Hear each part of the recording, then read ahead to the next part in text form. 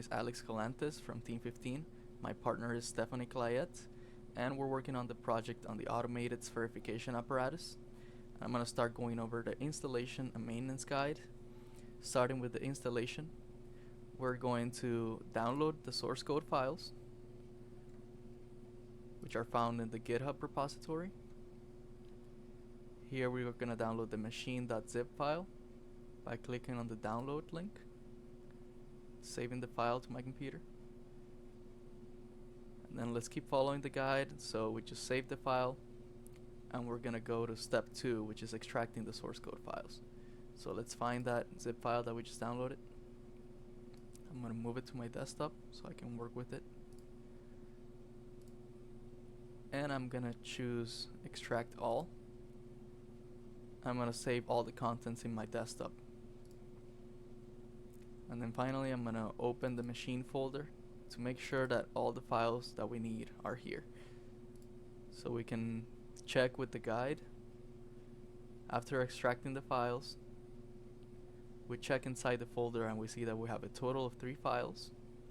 And so we can check here that we didn't miss anything, and we can go to step 3, which is downloading and installing the Arduino IDE. To do that, we follow the link to the Arduino page. Here we are in the downloads page, and we choose the operating system. In my case, it's Windows. And then we choose to download the file and save it. And so following the guide, the next step would be to open the installation file and just follow the instructions on the screen to finish the installation. I'm not going to do that right now because I already have the Arduino IDE installed in my computer, but normally you would execute this file right here that we just downloaded. So moving on to step 4, we're going to configure the Arduino IDE, and to do that we're going to go back to the folder that we just extracted, and then following the guide we're going to open the machine.ino file.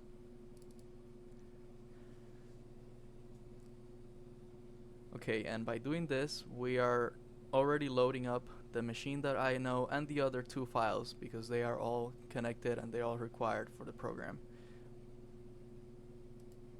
So now we're gonna move on to step 2, which is going up to the menu bar at the top and then clicking on Sketch, Include Library, and Manage Libraries. So this step is gonna allow us to install all the required libraries that we need so the program can compile correctly. On the search bar,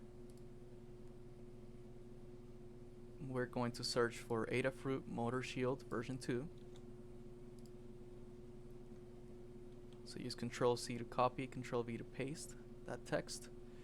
And then we see that the first option is the library that we need. I already have it installed, but normally you would choose the version and install.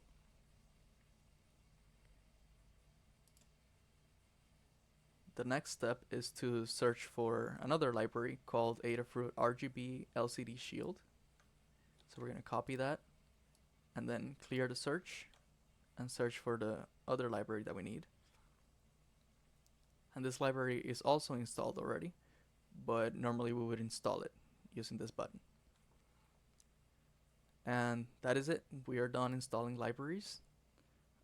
Following the guide, the next step is to verify that everything is compiled correctly. So we do that using the verify button, which looks like a check mark on the top left corner. So let's do that. It's this button right here. And then we can see a message at the bottom. It says done compiling. And everything is, the color is green, so it means everything compiled correctly and we're good to go. So we can just keep going, and then the next step would be, after verifying, would be to connect the USB cable to the Arduino Uno board inside the machine. So I already did that. And now at the top we're gonna go back to the menu bar and then confirm that the Arduino Uno board is selected under Tools, Board, and then the Arduino Uno board. So let's do that right now. Under Tools, Board, and we make sure that this dot is next to the Arduino Uno option. So that is looking good. The next step on the guide would be to select the COM port. So we want to select the COM port labeled Arduino Uno, and you can find that under Tools, Port, and then the COM port, which is labeled Arduino Uno. So let's do that right now. Go to Tools, Port, and in my case it's the COM4 port. You can see here that it says Arduino Uno, so that's the one that we need. And then finally, we're going to upload the code to the Arduino Uno board. For that, you just have to make sure that the USB cable is still connected. And then we're going to click on the upload button, which looks like an arrow. And you can find that on the top left corner of the Arduino IDE.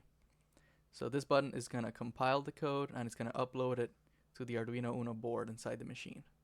And doing this will also overwrite whatever program you had previously saved on that board. So we have to make sure that, you know, we actually want to upload the source code that we have here. So now let's click on the upload button. And we can see a progress bar. And it's done uploading. So we can see the green message. Everything is green. It looks good. So it means that everything went well. And so that would be the last step for installing the software.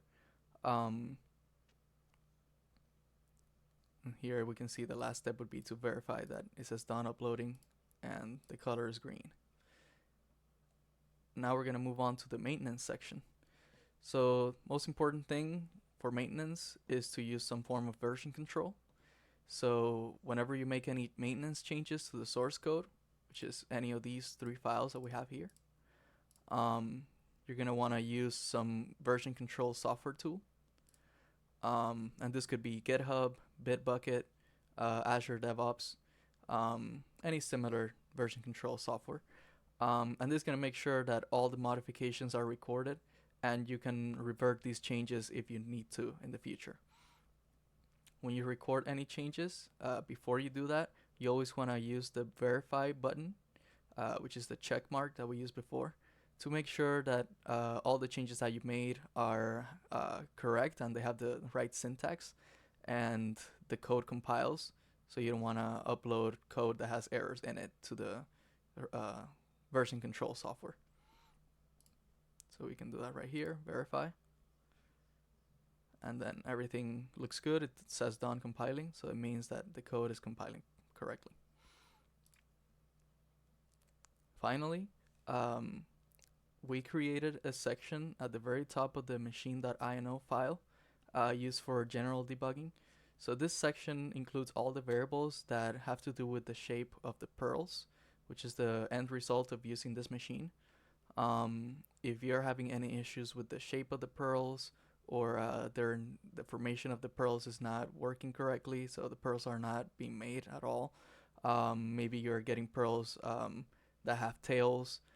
So anything that has to do with the timing of the components inside the machine that could potentially affect the end results, we have isolated at the top of the code. So you can see here this section that I just highlighted. It has all the variables that affect the geometry of pearls. And that would be the end of the installation maintenance guide. Thank you very much.